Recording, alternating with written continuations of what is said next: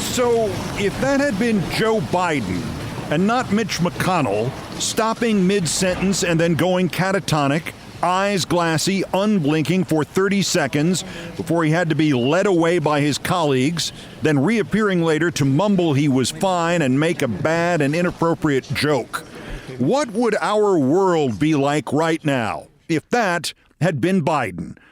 How many Republicans would have already demanded Joe Biden resign? How many hundred? How many thousand? How many of the more reasonable Republicans would have demanded that the cabinet invoke the 25th Amendment? How many of the really reasonable ones would have merely asked why he hadn't been taken instantly to Walter Reed Hospital? Would have demanded to have had the full diagnosis and prognosis and history and have it supplied to them immediately? Would have insisted on written proof that this was the first time and would be the last time? And how many of them would have been shouted down, overwhelmed, drowned out, the reasonable ones, by the instantaneous claim of cover-up and scandal and crisis and disaster and the barely hidden glee and the thinly veiled hopes it was a stroke or fatal, and the only question would have been if Fox and Newsmax and all the others would have dropped all commercial breaks to keep the drumbeat going. Episode, stroke, aneurysm, TIA, seizure, incompetence. That was a double. The real one fled the country. Resign, resign, resign. I guess that would not be the only question, because we could only guess how many times and how many ways Hunter Biden would have been worked in there. And maybe most importantly of all, we must guess how many of the so-called news operations and liberal network would have done exactly the same thing Fox and Newsmax would be doing. And I get it. I get the one actually relevant point in here. The difference in importance between the President of the United States and the minority leader of the Senate is so vast that for all intents and purposes, it is approximately the same as the difference in importance between the President of the United States and a passerby at K Street and 14th in Washington. But as the Mitch McConnell video was treated so matter-of-factly, an NBC reporter headed it with the word flag, as in, keep this in mind for later. The Next Star TV reporter called it an odd moment. Almost all other reporters referred to what was, at minimum, a post-concussion trauma event as, quote, freezing.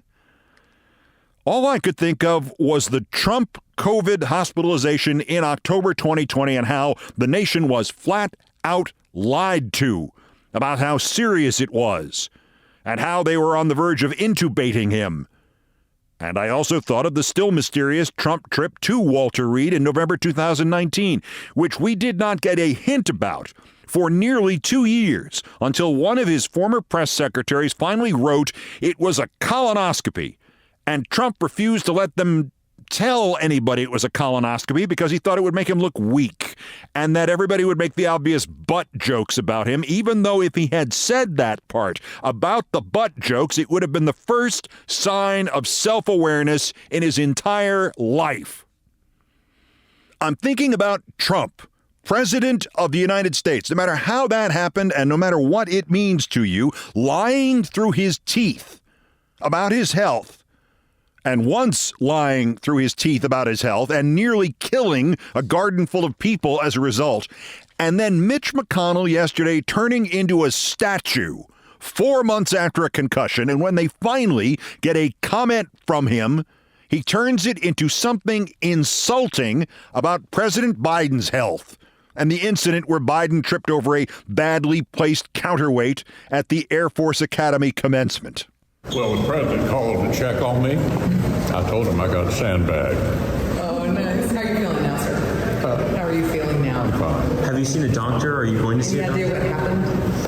Huh? Any idea what happened? I'm fine. That's the Dehydrated? Remembering that in similar circumstances, his party's last president and likely next nominee would happily push a Democratic Senate leader down a flight of stairs if he thought nobody could prove he did it, how generous of Mitch McConnell to respond to the president's concern, to respond to his old pal Joe Biden's concern, And I am sure the concern was genuine, but it doesn't matter. Even if it was merely tactical, Trump wouldn't have called for any reason. How generous it was of Mitch McConnell to turn it into a shot at Biden's own health. And, oh, nice, the reporter says. Don't ever tell me again we have a liberal media in this nation. I have said this before, and I will say it again, God knows how many thousand times.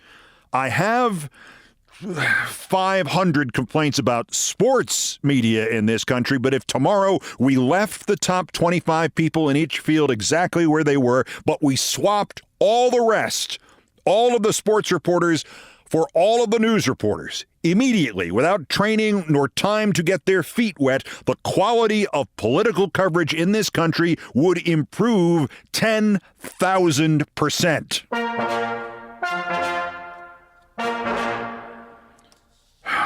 The collapse of the Hunter Biden plea deal is actually a news story for once.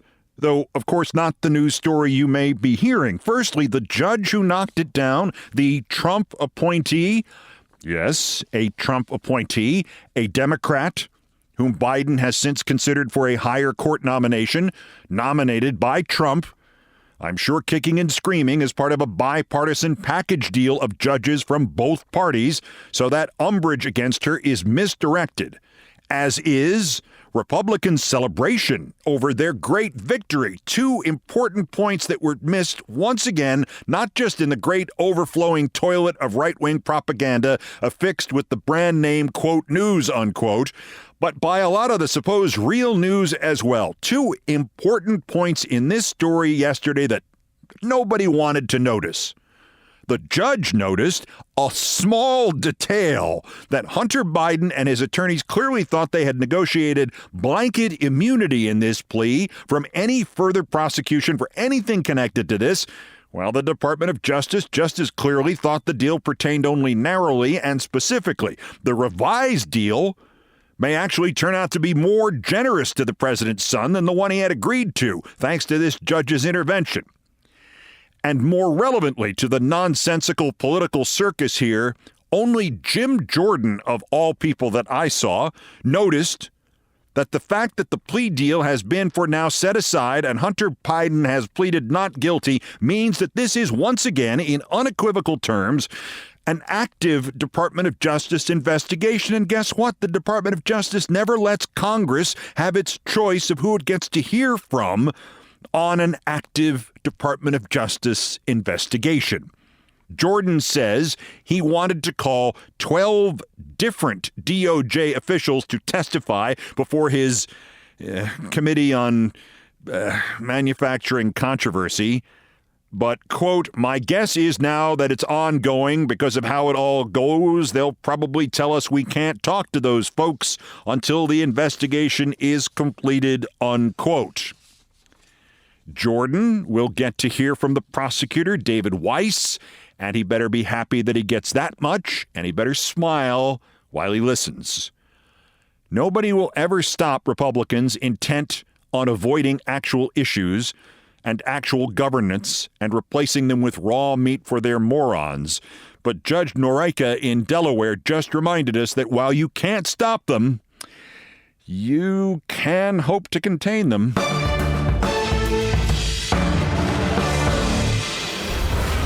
Something has been going on with the Jack Smith Trump Washington grand jury. I'll be damned if I know what, and I'll be damned if I know if it's big or if it's trivial, and I'll be damned if I know if it means the next indictments will be sooner or will be later, but something is going on. Trump's freakout continued into its second day yesterday, and I mean it's a freakout beyond his usual state of freakout. His social media feed is full of those things he does that read like transcribed sheep bleats. Election interference, bah. Witch hunt, bah. Prosecutorial misconduct, bah. The Smith grand jury is believed to be meeting today at 1 p.m., unless it isn't. It now looks like it did not meet, or in any event, it did not meet about Trump on Tuesday. And yet Trump freaked out minutes after it would have finished its business for the day Tuesday. It is absolutely possible that it is just Trump knowing more indictments are coming and not knowing when, rather than knowing when. But I have known this monster for 40 years now, and that is not my sense of this, and he may enrage me as skillfully today as he did in 1983, but he doesn't surprise me anymore. Maybe Trump was freaking out over the spotting of Mark Meadows in Washington yesterday, apparently at random, by accident, by NBC. He was asked if he had testified in the January 6th case, and he said, "I don't talk about anything J6 related."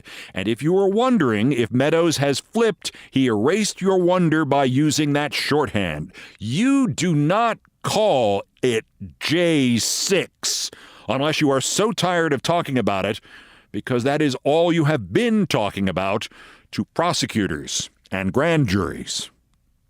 Maybe Trump was freaking out over the Rudy Giuliani cover of Midnight Confession by the Grassroots, conceding overnight Tuesday, Wednesday, stipulating in legal parlance that he did make false statements about Georgia poll workers Ruby Freeman and Shay Moss. This is, in some respects, like the Hunter Biden plea deal. Rudy thinks he just saved everybody's lawyers' fees by saying he said those things about the two poll workers. But the wording of the actual filing that he provided includes the admission that what he said proves, quote, intentional infliction of emotional distress, which, as several lawyers noted, means he is admitting both the falsity of his statements and his bad intent in making those statements. If Trump somehow understands all that, it is absolutely possible he is wondering what Rudy is willing to confess to next. Or maybe Trump is freaking out about Ken Buck. Ken Buck is the Colorado congressman, more importantly from the Judiciary Committee, and more relevantly from the Freedom Caucus. This is impeachment theater, Buck said yesterday. I don't think it's responsible for us to talk about impeachment. And he added, Kevin McCarthy is using it as a, quote, shiny object. And there is no question that right now Republican leadership is far more worried today about Ken Buck's brain than it is about Mitch McConnell's. And then, for comic relief, there's Marjorie Toddler Greene. Marjorie Toddler Greene went on Newsmax and showed she believed, perhaps correctly, that the Trump cult is dumber than we can measure with the science currently available here in the 21st century. Not only is the Russian invasion of Ukraine a Joe Biden plot, she says, but, quote, I would argue that there is collusion between Joe Biden and possibly more people with the impeachment hoax.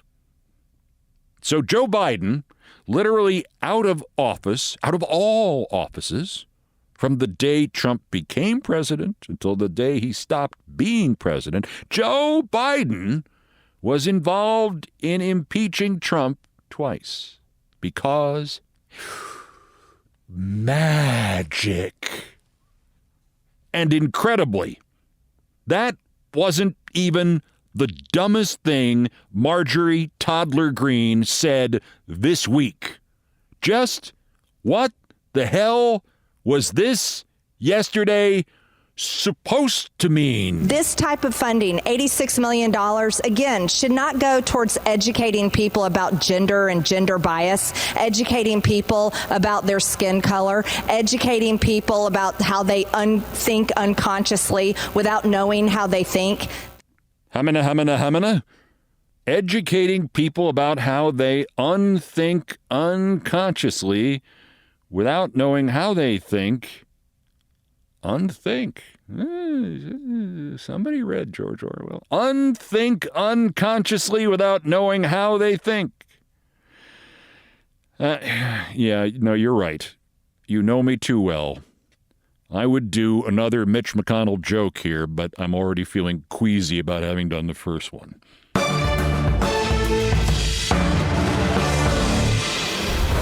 Okay, also of interest here, I got some bad news about your plans for your next vacation. Also about your plans for the next 50 years. Remember the underground temperatures in Sicily that I mentioned being so high that they melted all the electrical cables? Well, the above ground temperatures in Arizona are so high that they are sending people who simply fall and who fall down instead of falling up and thus hit the asphalt. The temperatures are sending people who hit the asphalt to the burn ward. Also, just to cover the whole Earth, the underwater temperatures are so high off of Florida, you will not need a jacuzzi anymore. It's no big deal. It's just climate change, skipping climate crisis, and going directly to climate catastrophe. That's next. This is Countdown. This is Countdown with Keith Olbermann.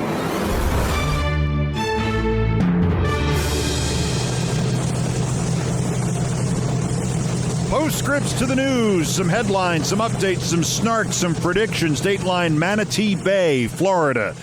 They are waiting for verification of these measurements, but a buoy off the Florida coast registered 100.2 degrees Sunday night and 101.1 degrees Monday night.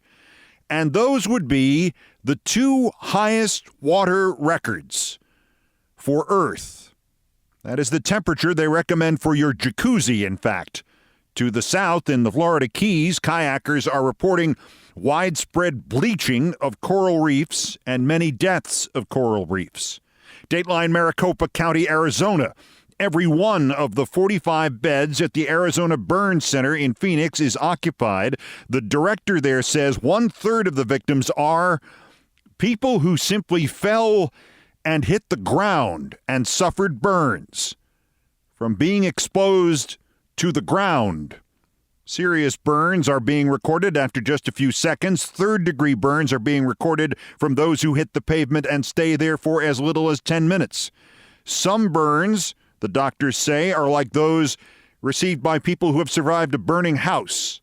The temperatures of the asphalt in Phoenix have reached 180 degrees.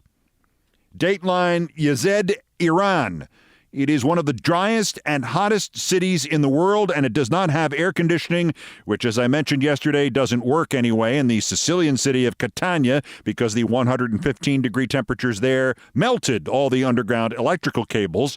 In Yazd, they have 700 badirs, which are cooling towers built right into homes using techniques developed 2,500 years ago to draw cooler air down from higher in the atmosphere, and also qanats, shafts from underground water supplies that draw the water and the cooler air upwards from underground.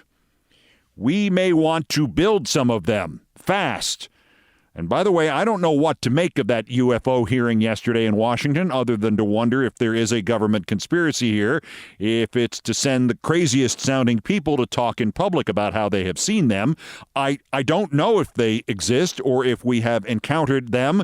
I would bet, however, if they are coming here, they are coming here to see Earth before we destroy it. The alien Earth tour companies, in fact, may be holding a going out of business sale.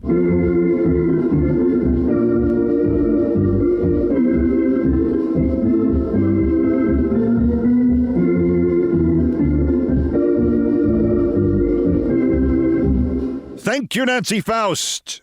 Dateline Hollywood. Hard to believe a month after his firing, Chris Licht is still screwing up CNN. You may remember him from the, 97 episodes of this podcast where I may have mentioned that back when we worked at the same time at MSNBC, we all used to think he ate paste. The Hollywood industry publication Variety did a little revisionist history of the firing of Chris Licht at CNN. 4,000 words of it, written by the executive editor of film and media Tatiana Siegel, in which Licht is presented as the victim of a campaign of character assassination led by his predecessor Jeff Zucker, which would be a neat trick since Chris Licht would need to have some character to be assassinated. Siegel wrote of sources telling her that Zucker had held meeting after meeting with this foreign investor or that foreign national to get money to help him buy CNN. Each meeting, though, in the article was forcefully denied on the record by a Zucker spokesman. Siegel also attacked the reporting in the piece by Tim Alberta in The Atlantic, the piece that finished Licht off, claiming Alberta had had just 4 meetings with Licht, used off-the-record quotes that he was not supposed to use, and that according to 2 sources, there was a problem with the most lingering and damaging of the anecdotes when Licht, at his trainers at 5:30 in the morning, allowing a reporter to be present there, finishes a strenuous workout and says, quote, Zucker couldn't do this, spit. The Variety writer, Siegel, says it was the Atlantic writer, Alberta, who actually said that, and Licht was merely repeating it. The editor-in-chief of The Atlantic issued a long reply to the Variety piece, which begins with one pretty much unanswerable statement, journalistically wise. Quote, no one quoted on Alberta's 1,500-word story, and no one associated with the issues raised in the piece has asked us to correct any aspect of the article. Tim Alberta also replied himself to Tatiana Siegel, saying he used 0 off-the-record details or quotes. He met with Licht on 7 different days, and as to the Zucker couldn't do this, quote, with 2 sources complaining Alberta said it and Licht merely repeated it, Alberta notes there were only 4 people present at the time. Himself, Licht, the CNN PR person who didn't quite hear it and asked Alberta to tell him what Licht had said, and the trainer who was on the other side of the room and didn't hear it. In short, the Variety piece looks like a very late, very shoddy attempt to make Chris Licht look like the victim. That in itself seems to have backfired significantly. It was suggested to me yesterday that if Chris Licht had any future left in television, he blew it with his obvious involvement, in whatever way he was involved, with the Variety answer, the piece that fell apart the day it was published. It was suggested as well that Licht might now be able to get a production assistant's job on MSNBC's Morning Joe. Might.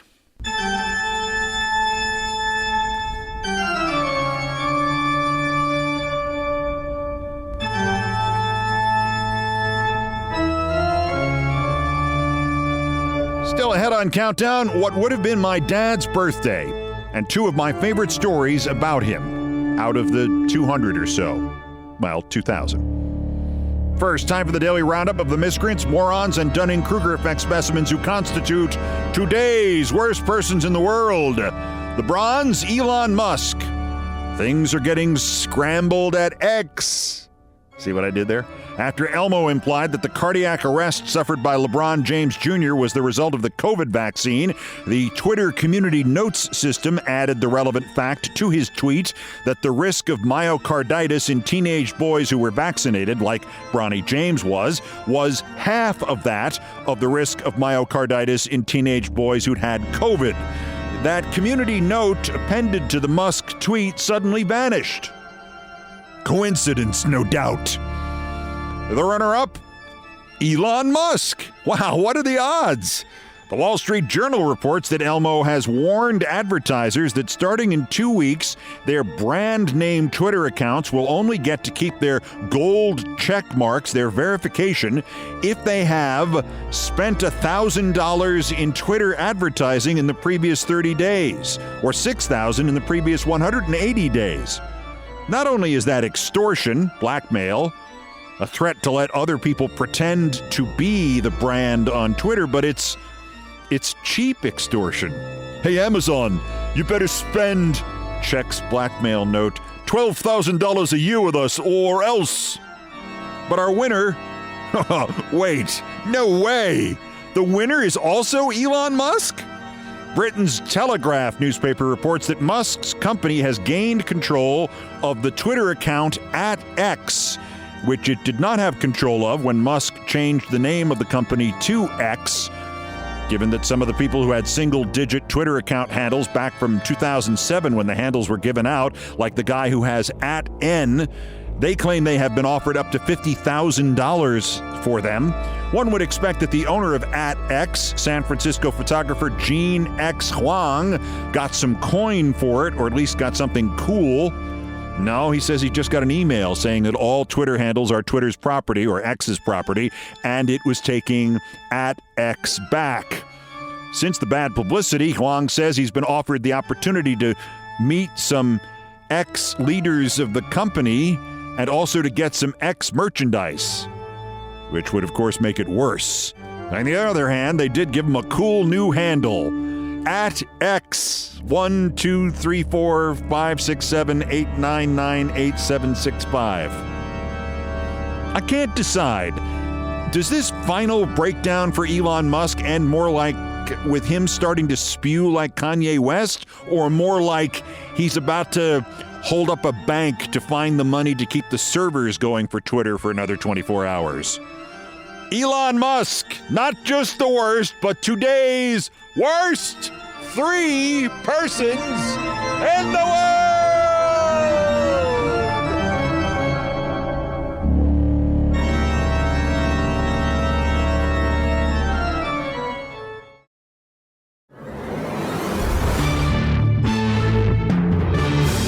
To the number one story on the countdown, and my favorite topic, me and things I promised not to tell, and my dad, Theodore Olbermann, was born 94 years ago this Saturday, and he died 13 years and 4 months ago, in March of 2010.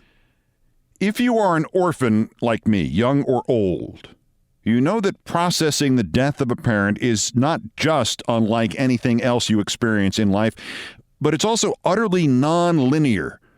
It is tougher for me to deal with today than it was the day it happened, but not as tough as 5 years ago but tougher than at 7 years, and less tough that you get the idea.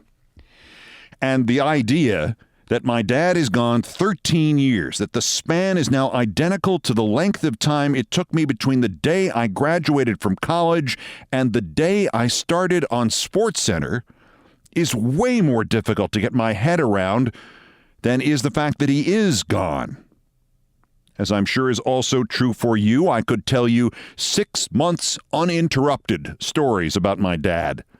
But I happened recently to be thinking of 2 of them, connected not in time but in topic, and I thought you might be as amazed by them as I continue to be amazed by them and by him. Understand, my dad was born basically 2 months and change before the stock market crash of 1929. His dad was a pretty mercurial guy, and that's a polite way of describing him. He had a city job in the pits of the Depression. He got a promotion. He showed up to work in a sports shirt that first day because he, like my dad, like me, had a weird neck and throat things, and collars and ties hurt. And when they said, "Harry, you got to wear a shirt and a tie. You got a promotion," he said, "The hell with that." And he asked to have his old job back, and they said, "Harry, the moment you got promoted, we had 837 applications. It's the Depression." So he said, "I quit." And so my dad, at the age of 7, maybe 8, and his 2 brothers, one older, one younger, saw the family income drop from like $4,000 a year to, as Dad put it, the $200 or so we made collecting and recycling old comic books the next year. So a decade after that, when my father graduated as the valedictorian of the New York High School of Industrial Arts, and he was offered a full scholarship to a major architecture college, his dad, who never understood that his own son was not just doodlin', said flat out that if my father went to college, that would mean his younger brother Bill would have to quit high school and go to work because otherwise the family would starve. My dad had to turn the architectural college scholarship down. He went to work in a department store, and then he became a draftsman. And he finally got his architectural license 20 years after that. 20 years. Never went to college. Just some night school, and just finding out about a key law that said if you could pass the architecture exam, the state of New York had to give it to you. He wrote them. They had to give it to him. They gave it to him. He passed. Then they changed the law, which apparently had been written in 1856. Soon, My father was licensed in 40 of the 50 states, and basically every Baskin-Robbins ice cream parlor in this country was something he had designed, and I don't know how many more stores he built for his other clients, but it must have been in the thousands. And 5 years after he finally got his license, he had a Cadillac and got a new one through the lease every other year. I was in a private school, and he was turning down architectural assignments because he just didn't have the time. So when it came time for me to go to college, my dad said, apply anywhere you think you can get in. Pick the thing that's best for you. We'll pay for it. I narrowed it down to Boston University, Cornell, and Harvard. I had lined up an internship through a friend with the Boston Celtics. Boston University had the top communications program in the nation. Harvard was Harvard. And Cornell was there in case something went wrong at BU and Harvard wouldn't let me in, frankly. Now, in those days, high school kids did not strategize beginning at age 2 as to how to get into a good college. So when I sent in my applications and I noted I had not only been the sports editor of the high school newspaper and yearbook and radio station, but I also had been the associate editor of the first baseball memorabilia reference book, and I was the paid editor of a professionally produced memorabilia magazine, this was the kind of extracurricular activity these schools would not see on every other application. They would see it about once a decade. My dad and I go to BU for the visit, and we are greeted, not by some guy from the admissions office, but by the dean of the School of Public Communications. And all three of us talk for maybe half an hour, and at the end of it, the dean asks my dad about the financials, and he says, look, Mr. Olbermann, we don't do this a lot, but we really would like Keith to be here. We don't have a lot of latitude on these things, but I've gotten approval. We can occasionally do this. We can offer you a merit scholarship. My dad didn't really register this, but I did immediately because I've been reading about all the application processes around the country, and I gasp. And I say, a free ride? And the dean says, yeah, everything but food. Food you have to pay for yourself. And my father knits his eyebrows, and he looks at me, and then he knits his eyebrows again, and he looks at the dean, and then he bursts out laughing. That's what he had been offered 27 years earlier at the architectural college, and he could not take it. So the dean now takes us on the tour of the Boston University School of Public Communications. Heart of the city. Trolley trains clanging past every 90 seconds. Busy, bustling, clean. Enough trees to make it look like a college. The Celtics internship is a short ride on the T away. And free!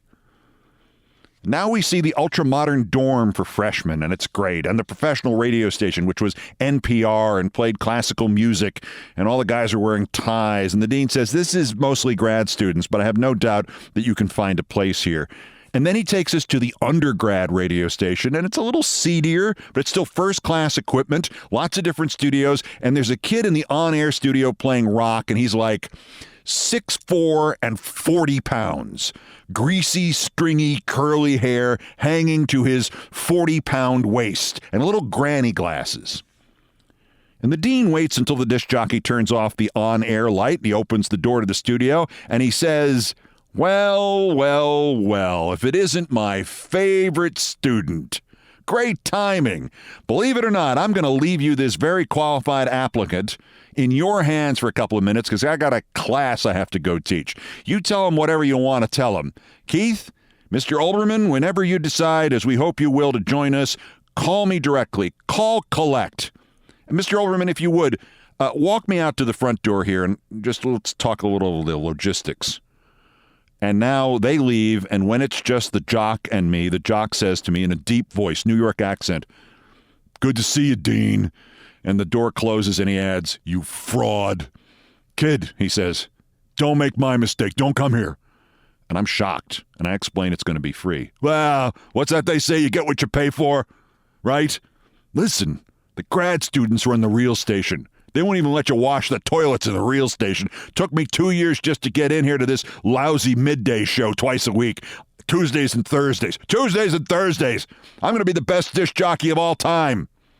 You don't even get to take any communications classes here until you're a junior. Just general studies. And the dean, let me just put it this way. I'm not his favorite student. I don't know if you could tell, kid. Any questions? I was speechless. Then I see my dad reappear outside the studio, and he comes in and shakes this kid's hand, and the kid says, "Don't worry, Dad. I told your boy everything he really needs to know." And we leave. We go back to Logan Airport. We get on the shuttle. We go home. That night, I read the Boston University catalog from front to last page, and everything that the world's next greatest disc jockey has told me, damn it, he's right. 2 years of general studies. You can't even get into a communications class, let alone the radio station, let alone the undergrad radio station until you are a junior. Also, they will not even give me college credit, not one, for the Celtics internship. Then comes the news story a couple days later that in that brand new ultra-modern freshman dorm, they found a dead student in the hallway. And I don't know what it was, but between what the world's next greatest disc jockey ever has told me and the dead body in the hallway, I'm thinking it's going to be Harvard or Cornell, meaning it's almost certainly Cornell because I don't think Harvard's going to let me in. And my dad says, I think they probably removed that body by now. And then he says, I can't argue with the restrictions on not being able to be on the radio station until you're a junior. What's the point of that? I will remind you just once, though, of one other detail. It is free. A couple weeks later, we go to Harvard for the interview. That goes well. They like me. They don't have a communications major, but I could go in under English or history or general studies. And the admission guy says, your extracurriculars are extraordinary and the internship is great, but you have a numbers problem here. There's 70 kids in your senior class. 4 of you guys have applied. And how are your grades compared to theirs? And I gulp and I say, well, they're the 2 guys who've had the 4.0s since they were in the womb. And then there's the other guy who's had one since the 3rd grade. And then there's me, and I'm only National Honor Society and 3.85 or something. But I am a 15-year-old senior. And the admission guy says, ordinary year, that would get you in. If you're the only applicant from your school, that would get you in. You're number 4 out of 4. It's going to be tough. So Dad and I go to Cornell, and the campus is like my high school, only it's 1,000 times larger, and everything is uphill. There is no downhill at Cornell. It's only uphill from here. And the communications department is a joke.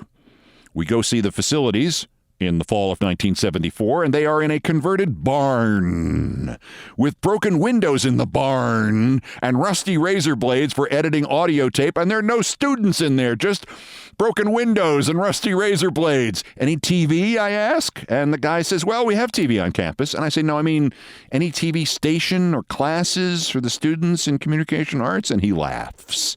He says, I think you can rent one of those new video cameras and tape decks for like $50 an hour.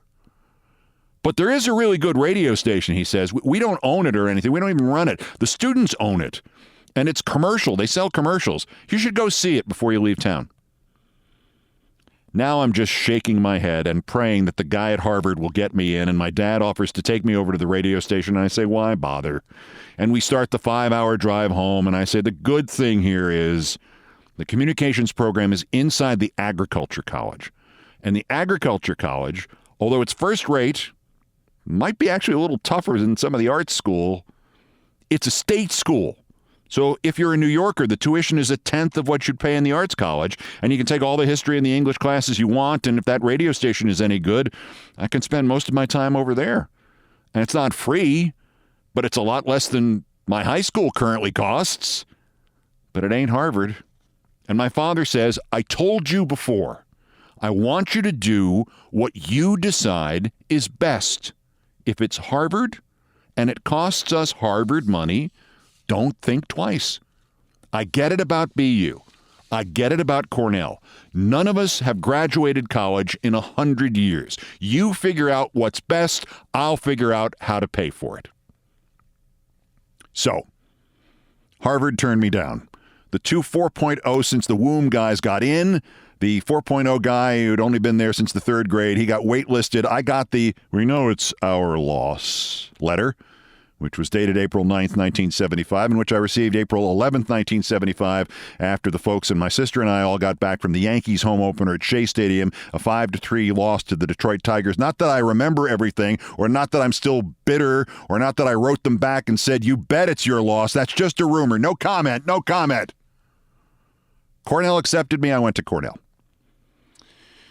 There are a couple of postscripts. The kid with the long, stringy hair who was, 6'4" and 40 pounds, and the New York accent, who was going to be the greatest disc jockey of all time. The kid who talked me out of going to Boston University was, of course, Howard Stern.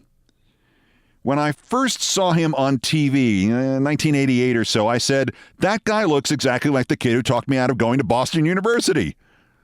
Years later, I was at Howard's show, and we had a conversation about this. No, it wasn't me. I don't remember meeting you.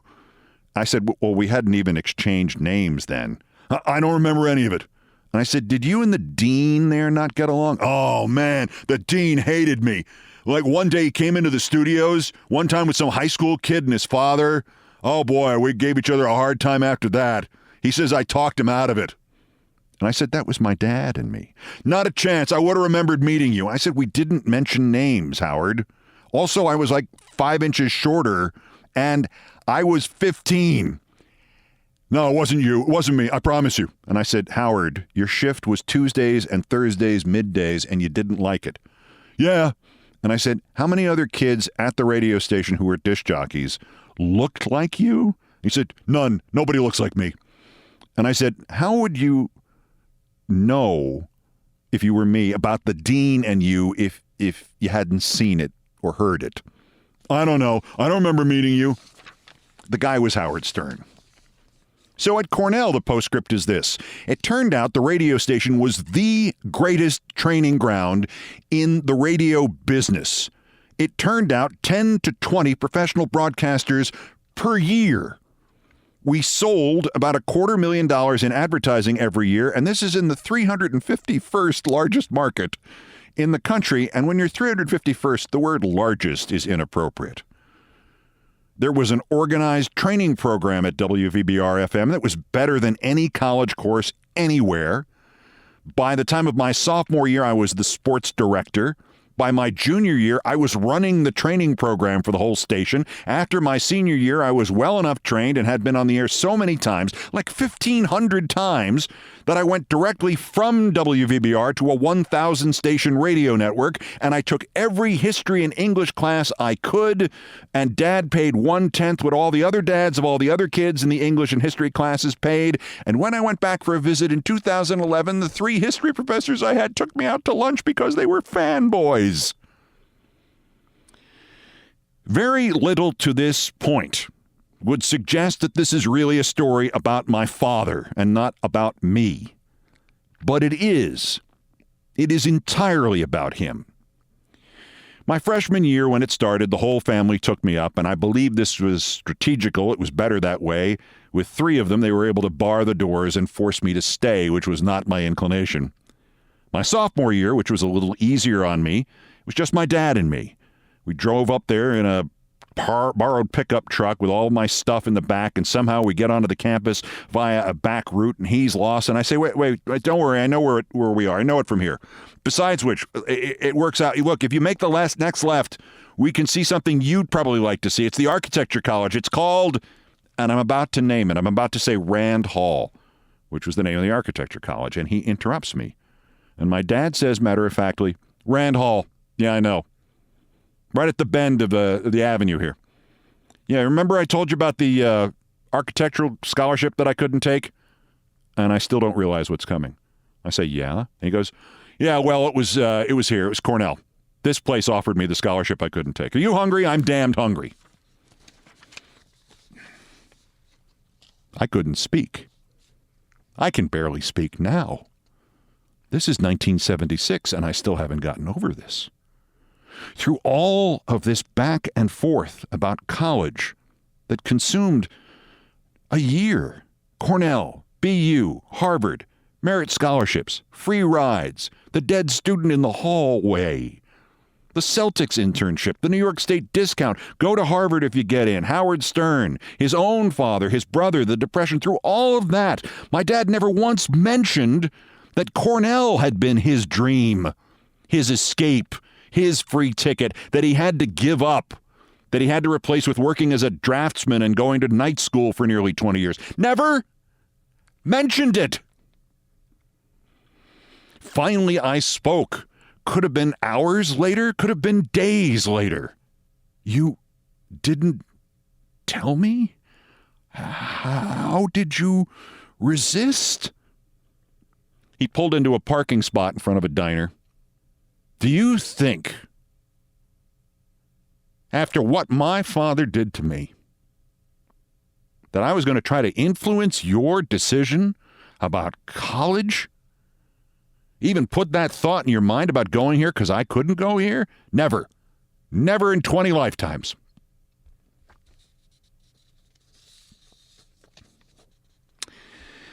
He's gone 13 years.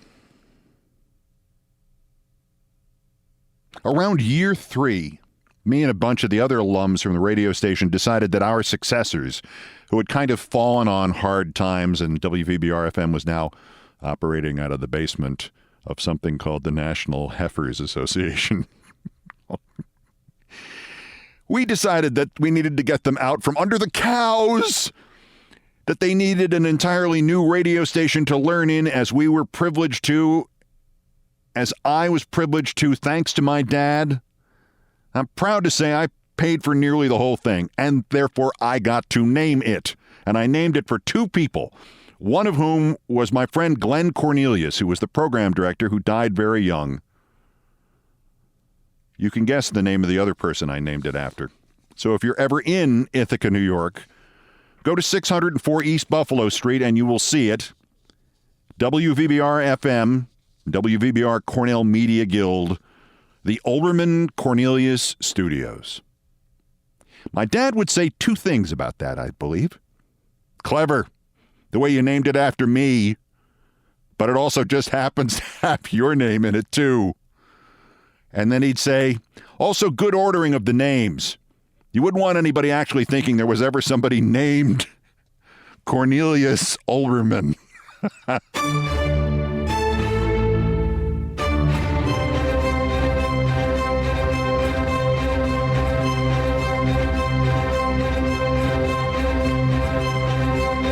I've done all the damage I can do here. Thank you for listening. Here are the credits. Most of the music arranged, produced, and performed by Brian Ray and John Philip Chanel. They are the Countdown musical directors. All orchestration and keyboards by John Philip Chanel. Guitars, bass, and drums by Brian Ray. Produced by TKO Brothers. Other Beethoven selections have been arranged and performed by the group No Horns Allowed. The sports music is the Olbermann theme from ESPN2. It was written by Mitch Warren Davis, courtesy of ESPN. Musical comments from Nancy Faust, the best baseball stadium organist ever. Our announcer today was my friend John Dean, and everything else was pretty much my fault. Remember, Countdown is now also available on YouTube, if you'd like to look at me talking off camera. That's Countdown for this, the 933rd day since Donald Trump's first attempted coup against the democratically elected government of the United States. Arrest him again while we still can. The next scheduled Countdown is tomorrow, bulletins as the news warrants. Till then, I'm Keith Olbermann. Good morning, good afternoon, good night, and good luck.